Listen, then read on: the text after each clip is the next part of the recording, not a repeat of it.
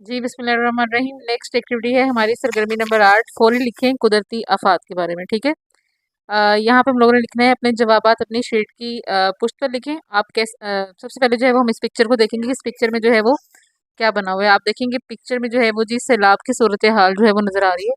तो यहाँ हमने बताना है कि जी नाम बताएं कि क्या है, ये है सैलाब, और इस तस्वीर को उन्वान दें। यहाँ मैंने इस पिक्चर को जो है वो उन्वान दिया है सैलाब की तबाहकारी। ठीक है।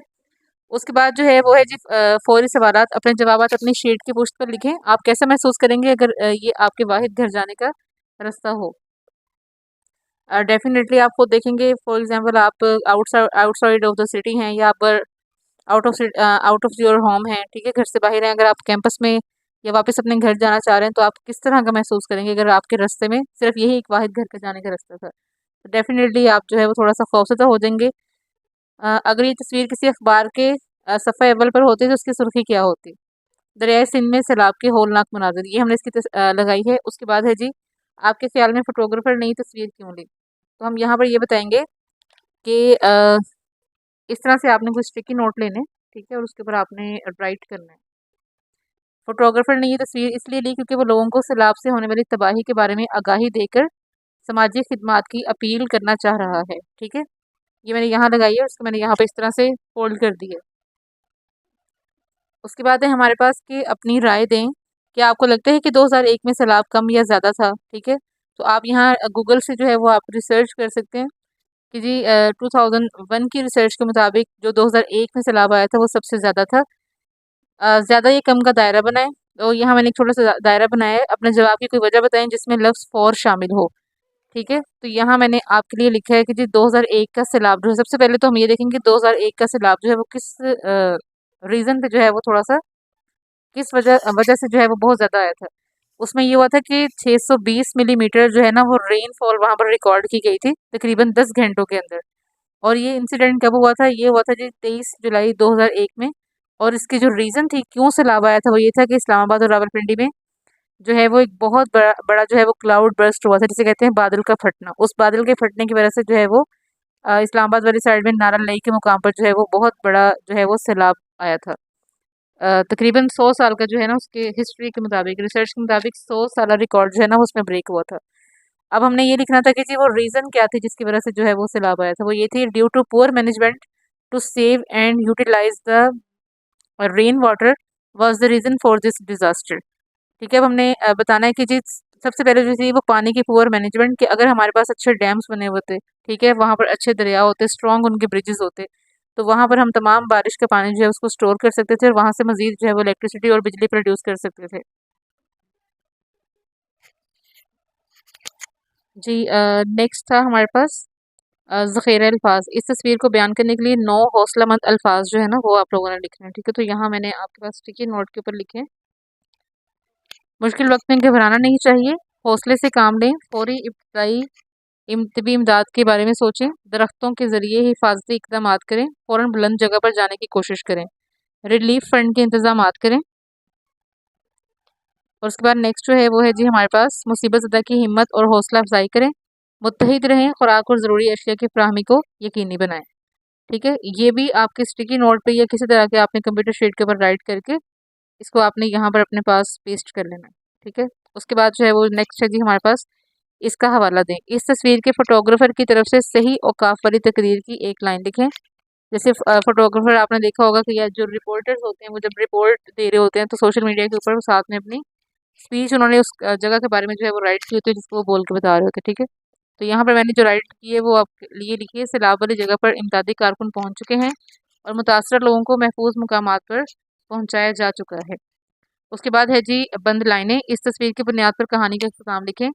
इसका इख्तिताम ये है कि इस किस्म की कुदरती आफात से निपटने के लिए पहले से हिफाजती इकदामात जो हैं वो होने चाहिए जिससे जानी और माली नुकसान से बचा जा सके। ठीक है। नेक्स्ट पेज पे चलते हैं। जी नेक्स्ट सरगर्मी नंबर 9 है हमारे पास, तस्वीर को सही लफ्ज़ से मिलाने के लिए लकीरें खींचें। ठीक है। और उसके बाद है जी सबसे पहले हम ये वाली एक्टिविटी करते हैं। हेयर डैश बच्चों को नई चीज़ें सीखने में मदद करता है, टीचर। उसके बाद है जी ज़्यादातर लोग बाल कटवाने के लिए हेयर ड्रेसर के पास जाते हैं। अगर आपके किचन का नल काम नहीं कर रहा या पाइप फट जाता है तो आप मदद के लिए प्लम्बर को कॉल कर सकते हैं। हर 6 माह या 1 साल के बाद ये चेक करने के लिए कि आपके दांत सेहतमंद हैं, डेंटिस्ट का दौरा करना ज़रूरी है। आप 3 मुलाज़मतों का इंतखाब करें और उनके बारे में अपने जुमले लिखें। ऊपर दी गई कोई से भी 3 आपने चूज़ करने थे। जैसे मैंने चूज़ किया जी डेंटिस्ट दाँतों का इलाज करता है और दाँतों की सफाई के बारे में आगाही देता है ताकि हम सेहतमंद रह सकें। फिर हमने चूज़ किया है जी टीचर, यहाँ पे आप नंबरिंग कर दें इसकी नंबर 1, नंबर 2 एंड नंबर 3। उस्ताद हमारे रूहानी वालिदैन का दर्जा रखते हैं, हमें अच्छाई और बुराई में फ़र्क बताते हैं। उसके बाद है हेयर ड्रेसर बालों की कटिंग का काम करते हैं, जदीद फैशन के मुताबिक बालों की तराश खराश का काम करते हैं। जी, उसके बाद जो है वो हमने इसको इससे मिलाना था मुसन्निफ, ठीक है। उसके बाद है जी खिलाड़ी, नेक्स्ट है जी हमारे पास पुलिस ऑफिसर, उसके बाद है जी हमारे पास है बिल्डर, मैकेनिक और फायर फाइटर, ठीक है। ये आपने इसके साथ मैच कर देना है। हर तस्वीर के लिए सही उन्वान लिखें। मौसीकार, चपरासी, जानवरों का डॉक्टर जिसे हम लोग वेटरनरी डॉक्टर कहते हैं, पेंटर या आर्टिस्ट वगैरह, ठीक है। जब आप बड़े होंगे तो आप कौन सी नौकरी करना पसंद करेंगे? मैं बड़े होकर उस्ताद बनना पसंद करूंगी। उस्ताद कौम का ममार होता है, उस्ताद कौम का मुहाफिज है, क्योंकि आइंदा आने वाली नस्लों को संवारना और उनका मुल्क की खिदमत के काबिल बनाना उन्हीं के सुपुर्द है। मौल्लम यानी उस्ताद की ज़ात ही इल्मी इर्तिका से वाबस्ता है। नई नस्ल की तमीर के सिलसिले में उस्ताद की मिसाल एक किसान और बागबान की सी है। मौल्लिम होना पेशे पैगम्बरी है, इसलिए मैं उस्ताद बनकर इस मुआशरे में आने वाली नई नस्लों को बेहतर मुस्तकबिल देना चाहती हूँ। नेक्स्ट एक्टिविटी है हमारे पास सरगर्मी नंबर 10, तारीखी शख्सियत फ़ातिमा जिन्नाह के बारे में तफसीलात तलाश करें और लिखें, ठीक है। पैदाइश और ख़ानदान, तारीख़ पैदाइश 31 जुलाई 1893 में, तारीख़ वफ़ात 9 जुलाई 1967 में, उम्र 73 साल थी तकरीबन, जाए पैदाइश कराची और ब्रिटिश इंडिया में। वालिद का नाम जिन्नाह भाई पूंजा और वालदा का नाम बुट्ठी बाई जिन्नाह था। मियाँ बीवी कोई नहीं। जी नेक्स्ट हम राइट करेंगे तालीम वाले ब्लॉक में कि उन्होंने तालीम कहाँ से हासिल की, ठीक है।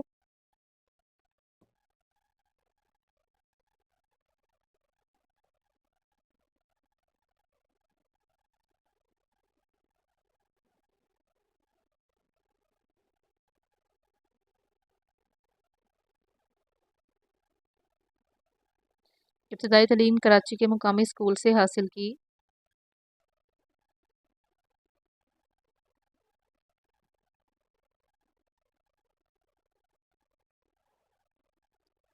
कोलकाता के एक मिशनरी स्कूल से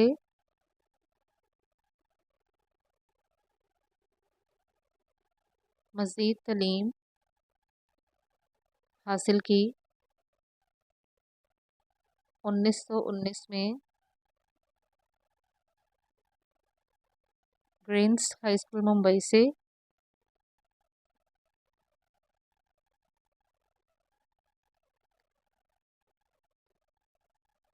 मैट्रिक किया।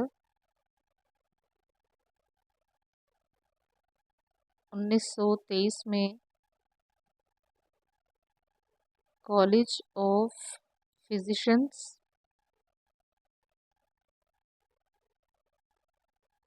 एंड सर्जन्स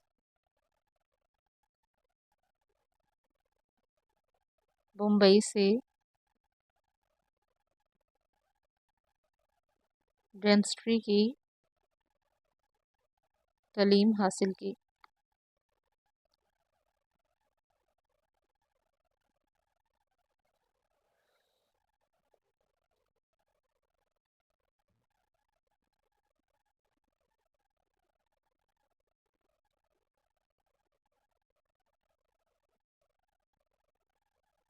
1923 में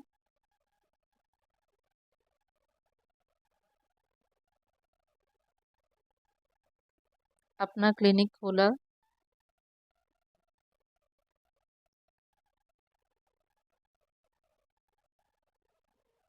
अपने भाई मोहम्मद अली जिन्नाह की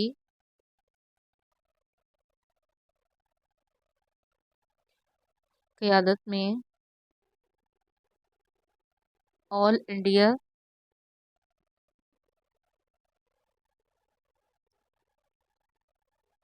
मुस्लिम लीग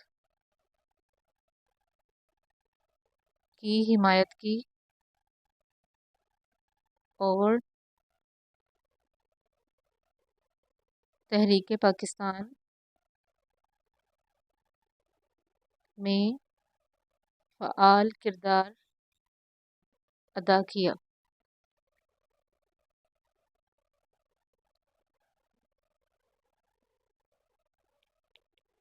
ख़वातीन के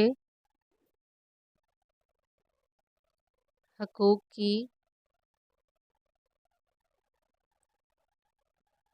अलंबरदार रहीं।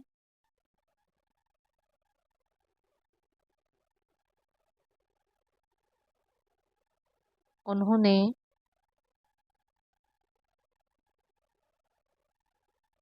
माय ब्रदर किताब लिखी जिसमें कायद-ए-आज़म की ज़िंदगी की जद्दोजहद को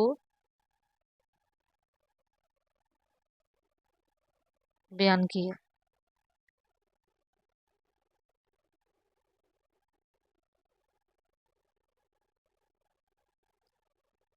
पाकिस्तान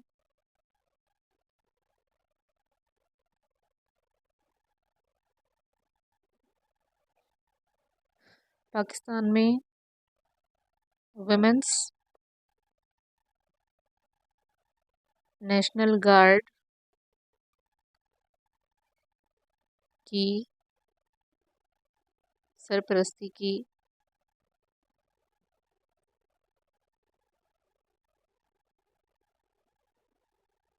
सदारती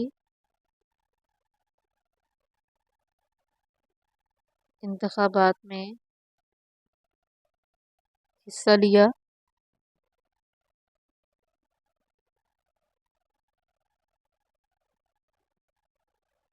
मुख्तलिफ तालीमी इदारों के क़याम और फ़रोग़ में हमेशा नुमायाँ किरदार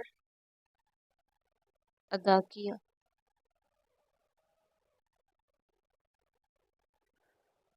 जी, पेशे के लिहाज से आप दंदान साज डेंटिस्ट भी थी, ठीक है। दंदान साज,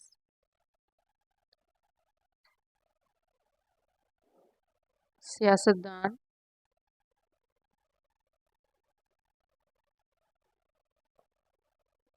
सवानेह निगार और मुसन्निफ़ा थी।